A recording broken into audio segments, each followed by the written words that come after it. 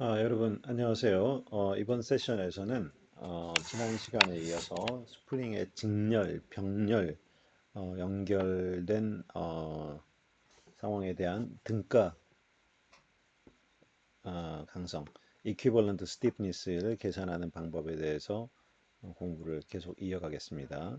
지난 시간에 직렬로 연결된 스프링에 대해서 등가 스티프니스는 각 구성 스티프니스의 역수 분의 역수를 더한 것분의 1로 이렇게 이제 우리가 유도할 수 있다는 것을 이제 알았고요. 오늘은 병렬 스프링에 대해서 짚고 넘어가도록 하겠습니다. 자, 오늘은 이 그림에 보는 것처럼 이 각각 스티프니스가 다른 K1과 K2 두 개의 병렬로 구성이 된 스프링이 합성이 됐을 때 만들어내는 효과와 동등한 K 이퀴벌런트 값을 어떻게 뽑아낼 것인가를 우리가 고민을 해보도록 하겠습니다. 자, 그림에 보는 것처럼 두 개의 스프링의 매스 W의 힘을 중력을 만들어낼 수 있는 매스를 달고 이 경우에는 두 개가 이제 병렬로 연결이 되어 있기 때문에 한 바디처럼 움직이니까 K1과 K2가 이 늘어나는 길이가 이제 동일하겠죠. 그래서 그때의 늘어난 길이를 델타 토탈이라고 이제 가정을 하고 풀어봅시다. 자, 마찬가지로 이 정적 평형 상태 이퀄리브리움 상태라고 가정을 하면 이 시스템에 대해서 프리바디 다이어그램을 그려보면 자, 여기에 이제 중력 W가 작용을 할 거고요. 자, 여기에는 자, 스프링이 한 개가 있고 두 개가 있겠죠. 자, 여기에 작용하는 힘은 뭐겠어요? 얘는 K1 늘어난 길이는 똑같으니까 델타 토탈이 작용을 할 거고 얘도 마찬가지로 얘는 K2 델타 토탈만큼 힘이 작용을 하겠죠. 그러면 작용 반작용에 의해서 얘와 크기는 동일하고 방향이 반대인 힘이 이 매스에 작용을 하게 되겠죠. 자, 그러면 이 매스에다가 우리가 이 이퀄리브리움 조건 시그마 F는 0이라는 걸 적용을 해보면 자, 아래로 향하는 방향을 포지티브라고 잡으면 아래로 향하는 방향을 네거티브라고 잡으면 자, 마이너스 W 플러스 K1 델타 토탈 플러스 K2 델타 토탈은 0이라고 얘기를 할 수가 있겠죠. 자, 그럼 이 식으로부터 W에 대해서 정리하면 이렇게 식을 하나를 우리가 유도를 할 수가 있게 되는 거겠죠. 자, 그런데 이 그림에 보이는 오른쪽 시스템과 동일한 시스템이 이제 가운데 있는 시스템인데 결국 두 개의 병렬 스프링으로 구성이 된 시스템과 이 두 개의 병렬 스프링과 등가 효과를 가지는 하나의 스프링으로 구성된 시스템을 이렇게 이제 가운데 있는 그림처럼 표시를 했을 때, 자, 요 경우에 대한 이퀄리브리움 상태에서의 프리바디 다이어그램을 그려보면 지난번에도 했지만 W 여기는 그 다음에 스프링이 하나만 있으면은 얘는 K 이퀴벌런트 그 다음에 델타 토탈 그 다음에 작용 반작용에 의해서 여기 작용하는 힘과 여기 작용하는 힘은 서로 동일하겠죠.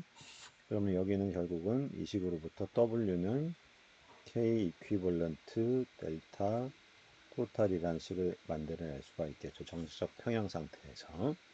자, 그러면 이 식과 이 두 개의 식을 조합을 해보면 결국은 요것과 요 식이 같다라는 얘기가 될 것이고 이 식으로부터 우리가 델타 토탈을 쭉 우리가 서로 정리를 해보면 결국은 K 이퀴벌런트 값은 뭐 이 식은 우리가 이제 여기로부터 델타 토탈 분의 W로 유도를 해서 이 W를 여기다 대입해서 델타 토탈을 쭉 지워도 마찬가지고 결과적으로는 결국은 이 병렬 스프링에 대해서는 이퀴벌런트 값을 두 개 각각의 스티프니스를 직접 더한 K1과 K2를 더한 값으로 우리가 표현을 할 수가 있게 된다는 것을 알 수가 있게 되는 것이죠. 결과적으로 병렬 상태에서는 구성하는 스프링의 스티프니스를 그냥 산술적으로 쭉 이렇게 더해 주는 것이 바로 이퀴벌런트 스티프니스 값을 구성한다는 것을 이제 여기서 확인을 할 수가 있게 되는 것입니다.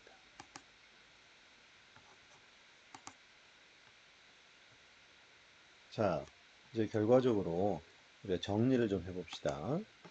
우리가 이제 직렬 연결과 등렬 연결을 우리가 두 가지를 다 이제 공부를 했었고, 직렬 연결인 경우에는 이퀴벌런트 값이 구성하는 스프링의 역수를 전부 더한 것 분의 1로 이제 구성이 된다고 얘기를 했었고요.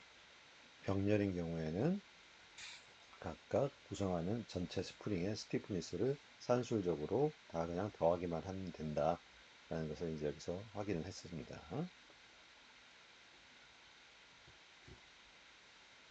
자,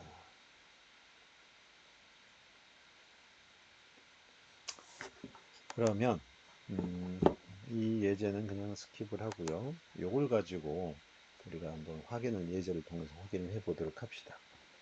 자, 이 맨 왼쪽에 있는 이 그림에 보면 우리가 전체 시스템이 스프링 5개로 구성이 된 시스템을 확인을 할 수가 있고, 이 5개의 스프링이 결국은 요 K 이퀴벌런트 한 개와 동일한 효과를 내는 K 이퀴벌런트 값을 한번 찾아보자 라는 게 문제 취지죠.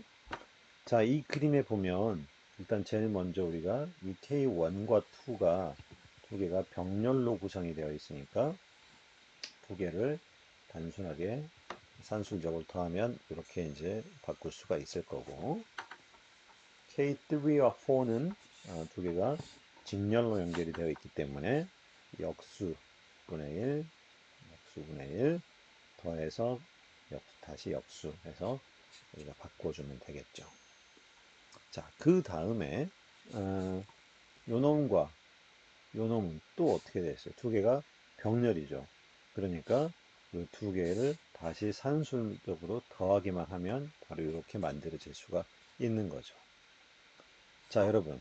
자, 지금부터 제 오른쪽에 있는 그림을 보지 마시고 요 그림, 제가 바로 표시한 요 그림만 보고 지금 잘 생각을 해봅시다. 여러분, 여기 위에 있는 지금 이 시스템은 결국은 어때요? 이 매스하고 위에 있는 스프링과 아래에 있는 스프링으로 구성이 되어 있으니까 얘는 어때요? 등가로 얘를 만들어내면 위아래 스프링은 직렬 연결로 되어 있는 걸 볼 수가 있겠죠? 그렇죠? 맞죠? 자, 위아래 스프링이 쭉 연결이 되어 있으니까 얘는 직렬 스프링 연결. 맞죠? 그렇죠? 맞나요? 자, 이거는 직렬 연결이 맞죠가 아니죠. 자, 왜 그럴까요? 얘는 여러분 병렬 연결입니다. 자, 그 이유에 대해서 한번 살펴보도록 합시다. 자, 여러분, 만약에 내가 이 가운데 있는 매스를 아래쪽으로 이만큼 잡아당긴다고 한번 가정을 해봅시다. 아래로 잡아당기면 이제 매스가 한 이만큼 왔겠네, 그지? 그러면 이 아래에 있는 스프링은 얘한테 어떻게 해서 힘을 이렇게 위로 압축에 대해서 저항하는 형태로 가할 것이고, 이 위에 있는 스프링은 이게 늘어나니까 위로 이렇게 쭉 당기는 형태로 힘을 잡아당기게 되겠지. 그러면 결국은 이 매스 입장에서 보면은 두 개의 힘이 어때요? 둘 다 위로 향하는 힘이 위아래에서 작용을 하고 있고, 결과적으로 이 그림을 이렇게 나타낼 수도 있는 거 아니야? 벡터적으로는 둘 다 위로 향하는 힘 두 개가 작용을 한다라고 볼 수도 있는 거잖아요. 그 말인 즉슨 이 시스템은 두 개가 직렬로 보이지만 실제로는 스프링이 병렬로 연결된 것과 같다라는 것이 라는 것이 이 그림의 핵심입니다. 요 그림에서 여러분 굉장히 많이 실수들 해요. 요 그림을 직렬로 착각하는 경우가 굉장히 많습니다. 앞으로도 이런 유사한 경우를 많이 보게 될 텐데 다시 한번 강조하지만 얘는 구성이 뭐다? 위아래로 연결된 게 중간에 매스가 끼어 있는 상태에서 두 개가 위아래로 연결된 거는 직렬 연결이 아니고 병렬 연결이라는 것을 여러분은 반드시 잊지 마시기 바랍니다. 그래서 얘와 이 시스템과 등가인 것은 바로 이렇게 표시를 할 수가 있게 되는 거죠. 그러면 자, 제가 이 표시한 이 시스템과 동일한 스프링의 효과를 만들어낸 K 이퀴벌런트 값은 어떻게 계산을 해야 되겠죠? 이 둘은 직렬이 아니고 병렬이기 때문에 어떻게 해야 돼요? 바로 이렇게, 즉 병렬인 K1, K2와 밑에 있는 스프링의 전체 합성값인 요거를 다 산술적으로 더해준 요 값이 바로 이 전체 5개의 시스템으로 구성이 된 시스템의 스티프니스와 동일한 효과를 만들어내는 스티프니스 값이 이렇게 표시된다고 얘기를 할 수가 있는 거겠죠. 그렇다면 자, 맨 왼쪽에 있는 맨 처음 그림을 다시 돌아가서 이 시스템을 내가 이렇게 쭉 잡아당겼다 놓았을 때 얘가 진동을 할 때 이 시스템의 내추럴 프리퀀시를 계산을 해라 라고 하면 어떻게 하면 되겠어요? 얘는 결국은 5개의 스프링으로 구성이 되어 있지만 맨 왼쪽에 있는 이 그림처럼 등가 스프링 K 이퀴벌런트 하나로 구성이 되는 매스하고 스프링으로만 구성이 된 시스템하고 동일하기 때문에 결국은 이 내추럴 프리퀀시는 n분의 K 이퀴벌런트로 놓을 수 있고 이 K 이퀴벌런트에다가 이 값을 집어넣어주면 바로 이 전체 시스템의 내추럴 프리퀀시를 이렇게 계산해 줄 수가 있게 되는 거겠죠. 자, 여기서 제가 다시 한번 강조합니다.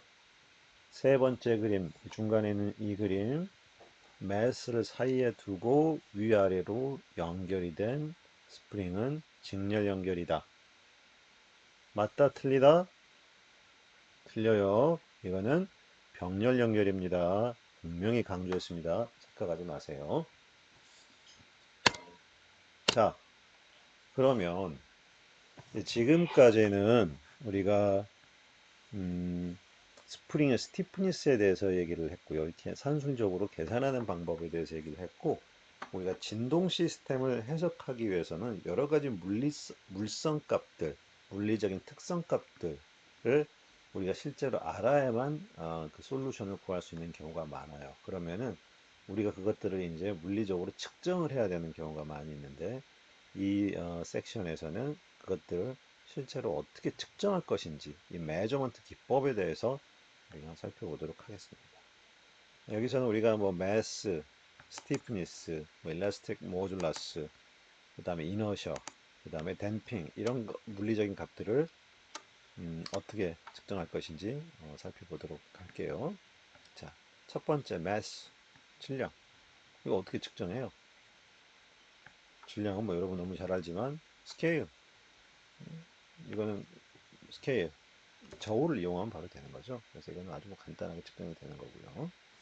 두 번째, 스티프니스는 어떻게 측정을 하면 될까요? 자, 스티프니스 강성은 우리가 뭐 앞에서도 설명을 했습니다만은 사실 저도 초등학교 2학년 때 이거 2학년인지 3학년 때 이거 했던 기억이 나요. 스프링에다가 뭐 추 달아가지고 그 추를 증가할 때마다 결국 무게죠. 힘이 증가할 때마다 그때 늘어나는 길이를 측정을 해서 그 데이터를 쭉 찍어보면 이 기울기가 K값이 된다라는 아주 너무 단순한 그런 이론으로부터 K값, 즉 늘어난 변이를 힘을 가해진 힘과 변이 사이의 어떤 관계로 우리가 이제 측정을 하면 되는 거죠. 즉 얘는 이렇게 이제 정적인 상태, 매스를 매달아 가지고 이제 매스가 완전히 멈춰 있는 이런 정적인 상태로부터 이런 측정하는 방법이 있을 수가 있고요. 자, 이 스티프니스를 사실은 이런 정적인 스태틱 상태 말고 다이나믹 상태의 어떤 물리 조건으로도 측정을 할 수가 있습니다. 바로 뭐냐면 어떤 시스템이 진동을 할 때, 어슬레이션을 할 때, 이놈의 period, 주기를 측정해서 우리가 스티프니스를 계산할 수가 있어요. 그러니까 어떻게 가능한지 보면, 자, 여러분 우리가 피리어드 t는 주기는 오메가 n분의 2파이인 걸 우리가 배웠죠. 그리고 내추럴 프리퀀시는 n분의 k 스퀘어 루트로 이제 알고 있었고, 그럼 이 식으로부터 우리가 스티프니스 k는 이렇게 된다는 걸 알 수 있었으니까 이 오메가 n을 이 식으로부터 끄집어 와서 변환을 해보면 이렇게도 우리가 쓸 수가 있을 거예요. 그 말인즉슨 자 시스템의 어떤 스티프니스 아니 저기 스프링의 스티프니스는 그 스티프니스를 갖고 있는 스프링과 매스를 쭉 잡아당겼다 놓았을 때 오실레이션 할 때에 자 팅팅팅팅 이렇게 이제 오실레이션을 하겠죠. 그때 오실레이션 할 때 이 피크와 피크 사이에 왔다 갔다 걸리는 시간 피리어드 t를 측정을 해서 여기다 대입을 하면 스티프니스를 우리가 계산을 할 수도 있다 라는 것을 이제 확인할 수가 있겠죠.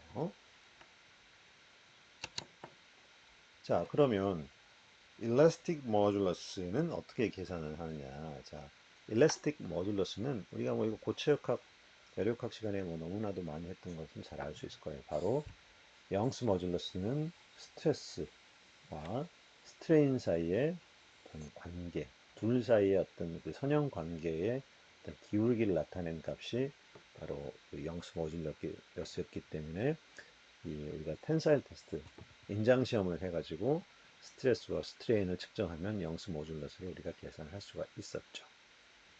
근데 이거 말고도 우리가 진동 현상을 가지고도 영스 모듈러스를 계산할 수가 있습니다.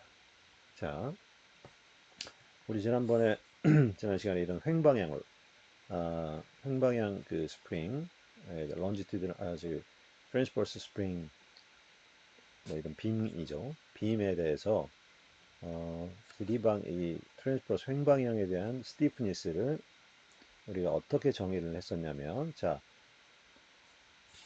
우리 지난 시간에 기억을 좀 더듬어 보면, 자, 쭉 앞으로 가보면, 자, 이 식에서 우리가 이 트랜스버스 빔 경우에는 K를 LQ 부분의 3EI로 정의를 했던 것을 아마 기억을 할 수 있을 겁니다. 그리고 내추럴 프리퀀시가 결국은 이렇게 정의된다는 것도 아마 기억을 할 거예요.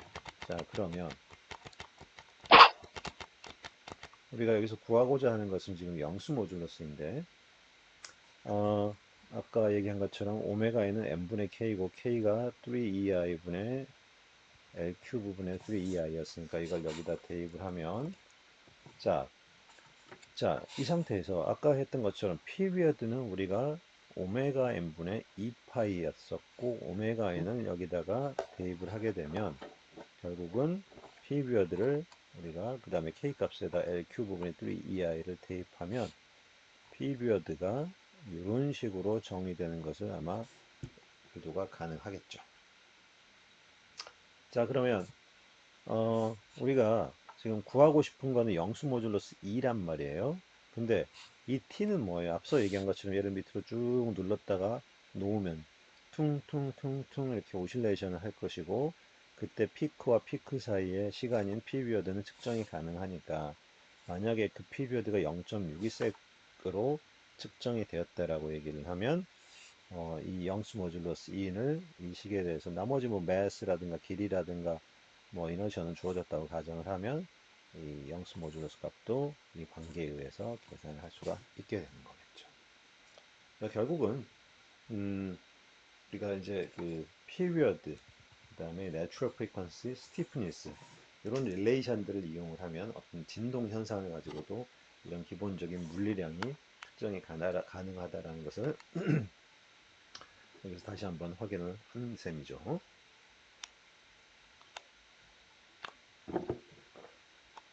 자, 네 번째는 우리가 이제 그 어떤 물체의 이너셜을 어떻게 측정할 것인가를 매스 모먼트 이너셜 질량 완성 모멘트를 어떻게 측정할 것인지를 한번 들여다보겠습니다. 여러분 우리 동력학 시간에 아까 그리고 지난 시간에도 얘기를 했지만 매스 모먼트 오브 이너셜은 우리가 여기서 I로 표현을 하든지, 뭐 기호를 뭐 가끔 J로도 쓰니까 J로 표현을 하든지, 얘는 뭐였죠? 로우 스퀘어 DM 이렇게 우리가 정의를 했었죠. 근데 이런 거는 어때요? 어떤 모양이 실린더라든가 구라든가 원통이라든가 어떤 클리어하게 생겨서 접근이 쉽게 가능한 물체에 대해서 죄송합니다. 이너셜을 산술적으로 계산하기가 쉬웠는데 모양이 이런 뭐 이렇게 고구마나 감자같이 비정형적으로 이레귤러하게 이렇게 생긴 형상 같은 경우는 이런 걸 접근하기가 굉장히 쉽지가 않죠. 그래서 이런 경우에 예전부터 많이 쓰이던 방식이 바로 트라이필러 서스펜션 시스템, 즉 세 개의 어떤 기둥, 줄로 이루어진 시스템을 이용한 실험 방법에 의해서 이너셜을 계산했던 방식들이 오래 쓰이고 있어요. 무슨 얘기냐면 이 그림에 보는 것처럼 이런 디스크 위에다가 내가 이너셜을 측정하고 싶은 물체를 여기는 박스 스퀘어가 여기 어떤 물체가 정육면체가 있는 직육면체가 있는데 얘를 여기다 올려놓고 이 디스크를 천정에다 이렇게 세 지점에서 이렇게 쭉 줄을 달아서 이렇게 천정에 연결을 합니다. 그 상태에서 이 디스크를 내가 손으로 잡아가지고 이렇게 약간 뒤틀리면 줄이 약간 꼬이겠죠. 이제 그 상태에서 얘를 다시 놓으면 어떻게 되겠어요? 이 줄의 꼬임 때문에 디스크가 왔다리 갔다리 이렇게 하면서 오실레이션을 하게 되겠죠. 그때 그 오실레이션 한번 왔다 갔다 할 때 걸리는 시간 피리어드를 이제 측정을 하면 내가 측정하고자 하는 이 물체의 이너셔, 매스 모먼트 오브 이너셔 J 값을 바로 이렇게 계산을 할 수가 있게 됩니다. 뭐 이 식이 어떻게 유도되었는지는 뭐 여러분 굳이 뭐 지금 여기서 관심 사항은 아니고요. 참고로 여기서 이 M0는 이 디스크의 무게이고 M이 내가 측정하고자 하는 시스템의 매스인 것이고 여기서 J0는 이 디스크의 관성 모멘트. 이건 뭐 디스크니까 이거 산수 이 계산을 통해서 알 수가 있게 되는 거겠죠. 그래서 예전에는 이 피리어드를 가지고 이렇게 이너셜을 많이 계산을 했었습니다. 그런데 지금 최근에는 여러분들 뭐 온체 이제 이 CAD 소프트웨어가 워낙 잘 발달을 하다 보니까 실제로 이런 트라이필러 서스펜션 시스템을 통해서 이너셜을 계산하는 경우는 사실 많지는 않아요. 대부분 거의 다 이 CAD 소프트웨어를 이용해서 형상을 딱 우리가 집어넣으면 바로 이너셜 계산이 돼서 나오기 때문에 실질적으로 뭐 이렇게 많이 실용적으로 요즘 쓰는 방식은 아닙니다. 하지만 뭐 엔지니어링에 있어서 예전에 이제 가장 흔하게 쓰던 어떤 방식 중에 하나니까 기억을 해두면 좋겠죠. 자, 그러면 지금까지 우리가 어떤 물리량 뭐였죠? mass, stiffness, elastic modulus, 그다음에 inertia 이런 것들을 이제 측정하는 방법을 배웠는데 사실 진동에 있어서 또는 어떤 우리가 공학을 하는 데 있어서 가장 중요하고 어려운 것 중에 측정하기 어려운 것 중에 하나가 바로 이 댐핑입니다. 댐핑. 댐핑은 앞서서 얘기했지만 결국 이제 마찰하고도 어떤 비슷한 효과를 마찰을 우리 물리적으로 모델링해서 나타낼 수 있는 게 댐핑이기도 한데 이 이제 댐핑을 어떻게 측정하냐 상당히 좀 어려워요. 그리고 이제 앞서 보면은 뭐 이런 스티프니스는 정적인 시험을 통해서도 측정이 가능하고 이런 진동 같은 다이나믹 현상을 통해서도 측정이 가능했지만 이 댐핑은 오로지 이 다이나믹 현상, 물체의 움직임에 의해서밖에 측정을 할 수가 없습니다. 굉장히 중요한 부분이에요. 댐핑 측정하는 부분 한번 살펴보도록 합시다. 자, 우리 여러분 그 기계 시스템을 구성하는 가장 전형적인 형태의 모델이 바로 뭐였죠? 매스가 있고 마찰 요소인 댐핑을 갖고 그 다음에 스티프니스를 갖는 M, C, K, Mass Spring Damper System, Mass MCK 시스템이 있었고 그때 댐핑이 언더 댐프인 케이스를 우리가 모델링을 해보면 이렇게 이쿠에이션 오브 모션이 얻어지는 것을 앞에서 우리가 공부를 했던 기억이 날 거예요. 자, 기억을 더듬어서 이 언더댐프트 시스템의 솔루션, 즉 시스템의 리스판스가 어떻게 되는지 기억나요? XT가 바로 뭐였지? 자, 기억을 다듬어서 매스하고 스프링으로만 구성이 된 시스템의 x는 뭐였지? 바로 a sin 오메가 nt 플러스 파이였던 거 기억을 할 거예요. 반면에 댐핑이 있고 그때 언더 댐프드일 경우에는 이게 어떻게 바뀌었죠? 여기에 a 2의 마이너스 j라 오메가 nt 플러스 사인 오메가 여기 오메가 n 대신에 뭘로 바뀌지? 오메가 dt 플러스 파이 즉 이 식으로 솔루션 xt가 구해졌던 것을 기억을 하고 있어야 됩니다. 이제는 자 그러면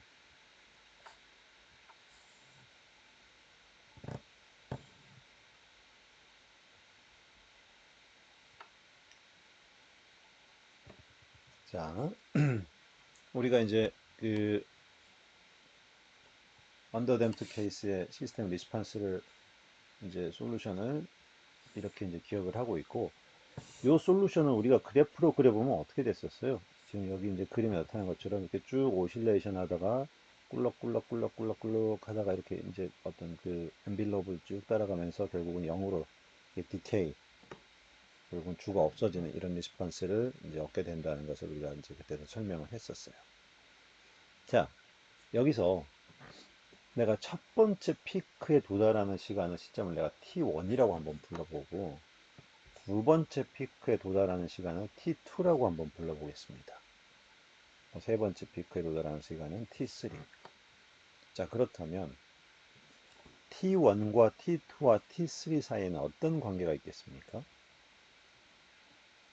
자, 이 피크와 피크 사이의 시간이 바로 피리어드 T라면 결국은 T2는 첫 번째 피크에서 한 주기, 두 번째 피크까지 도달하는데 한 주기가 이렇게 더해지면 T2가 될 것이고 T3는 두 번의 주기가 더해지면 될 것이고 뭐 이런 식으로 식을 나타낼 수가 있겠네. 그렇다면 n 플러스 1번째 피크 tn 플러스 1은 t1에다가 n개의 피리어드를 곱한 거를 더해주면 되는 거겠죠. 자, 그러면 우리가 어떤 시스템의 그 진동을 하게 했을 때 진동의 어떤 진동량은 이 그래프로 우리가 측정을 할 수 있다고 한번 가정을 해 봅시다. 자, 그럴 때 그러면은 우리가 첫 번째 피크 여기가 도달하는 시간이 t1이고 자 만약에 n번째 피크 뭐 여기라고 합시다. 뭐 여기에 도달할 때 자 이때 첫 번째 피크에 도달했을 때 이 피크 값 xt1은 바로 이렇게 아까 우리가 알고 있는 식을 그대로 나타낼 수가 있겠죠. 반면에 n번째 피크에 도달했을 때 여기 피크 값 이 값은 어떻게 나타내면 되겠어요? 바로 n번째 피크는 첫 번째 피크에서부터 n번의 피리어드를 곱한 시간이 흐른 시점에서의 x값이 되는 거죠. 바로 방금 표시했던 요만큼의 크기. 그건 어떻게 나타내면 되겠어요? 바로 요 식에다가 타임 t 대신에 t 플러스 nt를 집어넣어주면 되는 거겠죠. 여기가 이제 t n 플러스 1인 시점이고 그때는 얘는 아까도 얘기한 것처럼 t 플러스 nt라고 이제 표현을 하면 되니까 이 시점에서의 이 시스템의 피크 값은 바로 이제 여기 있는 값, 이 식에 t 대신에 t 플러스 nt를 집어넣으면 되니까 자 그러면 자 여기 t에다가 t 플러스 nt 집어넣으면 어떻게 돼요? 익스포넨셜 함수니까 두 개의 더하기니까 두 함수의 곱으로 이렇게 나타낼 수가 있을 거고 여기 t에다가 t 플러스 nt 하면 배분해서 이렇게 나눴을 수가 있게 되겠죠. 자, 그러면 결국은 이 첫 번째 피크와 n 플러스 1번째 이 피크의 크기의 이 둘을 이제 우리가 두 개를 비교를 하는 거예요. 비교를 해보면 식이 이제 이렇게 위아래로 정의될 수가 있고 이 두 놈은 이렇게 요거하고 요거가 약분이 되고 약분되면 여기는 익스포넨셜만 남게 될 것이고 사인 남았고 자 여기서 여러분 이 t는 우리가 어떻게 쟀어요? t는 바로 오메가 d분의 2파이로 우리가 정의를 했었죠. 댐핑이 있으니까 오메가 d죠. 오메가 n이 아니고. 그럼 이거를 여기다가 오메가 d분의 2파이 집어넣으면 캔슬 하면 결국은 여기가 2파이 n으로 쓸 수가 있는 거겠지. 결국은 얘는 뭐지? 그러면은 얘는 사인 2파이 n이니까 n 뭐 무시하고 치면은 결국은 얘는 2파이에 대해서 이거는 있으나 없으나 아마 결국은 이제 주기적으로 피리어딕 하니까 결국은 얘들만 남게 되고 분모 분자 사인 함수와 똑같이 되니까 결국은 뭐가 되는 거야? 첫 번째 피크의 크기와 n 플러스 1번째 피크의 크기를 b를 두 개를 나눠보면 마이너스가 있었으니까 결국 분모로 올라와서 분자로 올라와서 이렇게 식이 되는 것을 알 수가 있는 거죠. 자, 그러면 이 식, 바로 요 식과 결과가 이거인데 이 양쪽에다 우리가 로그를 한번 취해보도록 합시다. 로가리즘을 한번 취해보면 자, ln 이렇게 되면 익스포넨셜 서로 없어져 지수만 그대로 위로 나오면 이렇게 되겠네. 자, 근데 앞서 얘기한 것처럼 t는 오메가 t분의 2파이였으니까, 그리고 오메가 t는 정의가 이렇게 되겠죠. 자, 그러면 이 상태에서 오메가 n은 서로 캔슬이 되고 남는 것은 결과적으로 식이 이렇게 되겠네요. 여기서 이 n을 이 좌측으로 쭉 보내면 결과적으로 식이 이런 식이 하나 얻어진다는 걸 우리가 알 수 있겠죠. 자, 여기 이제 굉장히 이게 중요한 식인데, 자, 여기서 우리가 지금 여러분 우리가 구하고자 하는 게 바로 뭐죠? 시스템의 댐핑 값, 뭐 J라를 구하고 싶어 하는 거지. J라를 구하려면 결국은 이제 이 식을 이용해서 여기 있는 이 J라를 찾으려면 이 우측에 있는 요 값을 알면 되는 거란 말이에요. 결국은 무슨 얘기냐면 내가 어떤 현상을 만들어 가지고 진동을 할 때 첫 번째 피크 값이 얼마인지 측정을 하고 n번째 주기가 n 주기가 흐른 다음에서의 어떤 피크, 바로 이게 분모에 있는 x t 플러스 nt라는 값을 측정을 해서 둘을 비교를 해서 거기에 ln을 취하면은 요 값과 요 함수 값과 같아지니까 이걸 이용해서 j라를 구하면 된다.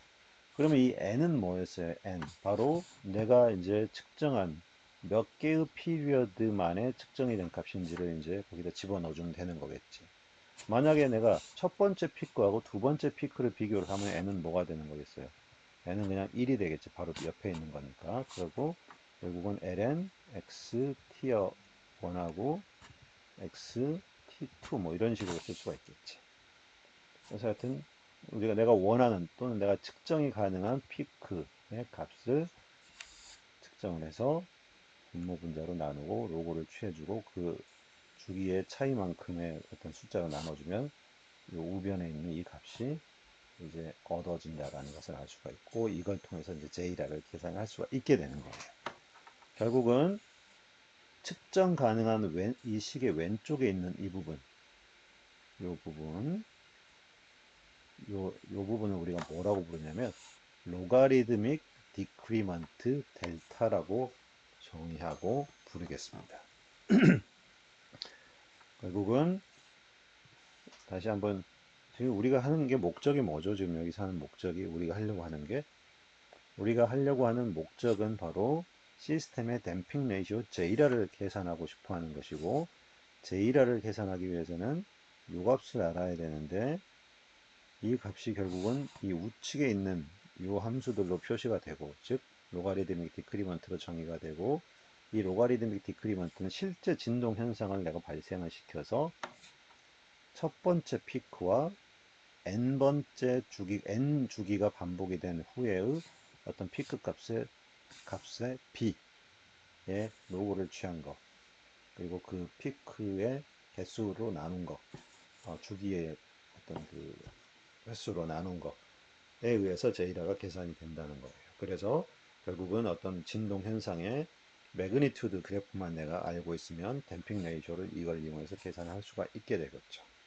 그걸 이용하기 위해서 결국은 로가리드믹 디크리먼트 델타 값을 여러분들이 측정을 해야만 실제로 댐핑 레이쇼 J라를 내가 계산할 수 있게 된다 라는 것을 이제 알 수 있게 된다는 거죠. 자, 그러면 이 식, 바로 이 식을 우리가 지금 현재는 이제 분모 분자유로 J라가 있는데 이 식을 J라에 대해서 한번 정리를 해보면 결국은 J라는 바로 이 박스에 컬러된 박스에 있는 식처럼 스퀘어 루트 4파이 스퀘어 플러스 로가리드믹 디크리먼트의 스퀘어 분의 델타 이렇게 댐핑 레이쇼 J라 값을 계산할 수가 있게 된답니다. 자, 그래서 당연한 얘기지만 제일 중요한 식 바로 이 로가리드믹 디크리먼트의 정의식 요 식하고 이 식으로부터 댐핑 레이쇼가 어떻게 유도되는지 이 식, 요 식은 반드시 여러분들이 이제 외우고 있어야 될 것이고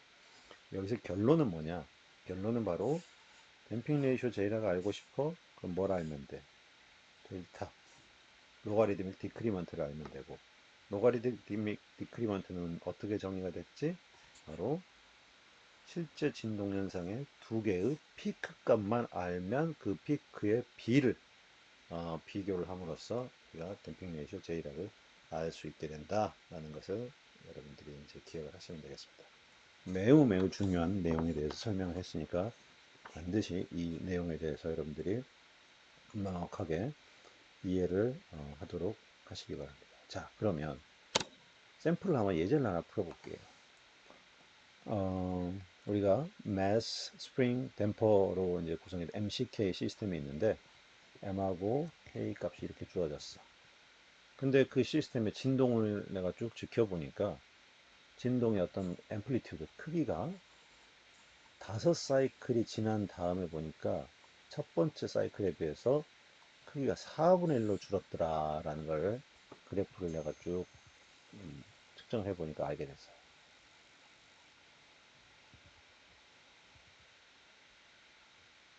그림이 좀 정확하지 않지만 어쨌든 첫 번째 피크가 있고 둘, 셋, 넷, 다섯 개 이렇게 있는데 요놈의 그 매그니튜드를 재보니까 이 다섯 번째 사이클이 여기는 실제로는 다섯 번째 사이클이 더 지나야 되니까 하나가 더 있어야겠죠.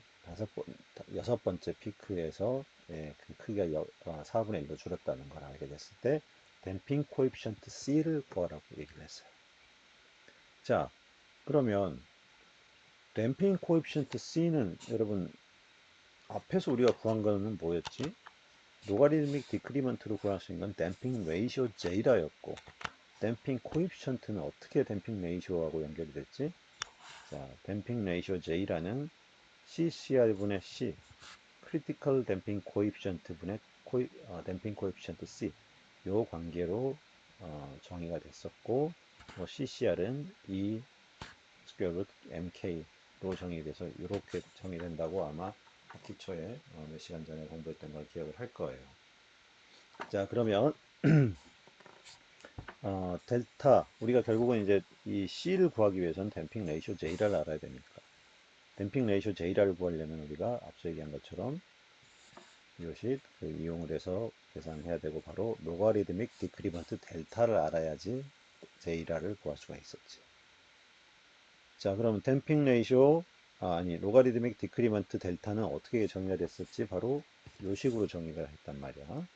그럼 여기서 n은 뭐였어? 바로 지나간 피리어드 사이클의 개수가 여기서는 5사이클 뒤를 얘기를 했으니까 n은 5가 될 것이고 자 그때 요거 뭐야 요게 이제 결국은 첫 번째 피크 대비 이 n이 이제 5t가 되겠지. 5번의 주기가 지난 다음에서의 이 값이 결국은 어떻게 된 거야? 이게 만약에 앰플리튜드가 a였다면 요놈의 앰플리튜드는 4분의 a가 됐다는 얘기잖아. 4분의 1로 줄었다는 얘기니까 바로 얘는 ln4가 되는 거겠지. 그러면 얘를 계산해보면 산수해보면 이런 값이 나올 것이고 이 로가리드믹 디크리먼트 값을 결국은 0.277을 찾아서 여기다 대입을 해보면 댐핑 레이쇼가 0.044짜리인 시스템이란 걸 우리가 이제 알게 된다는 거죠. 그러면 실제로 우리가 찾고자 하는 댐핑 코에피션트 C는 바로 아까 얘기했던 이 식으로부터 댐핑 레이쇼 J라에다가 CCR을 이제 곱해주면 되는 거니까.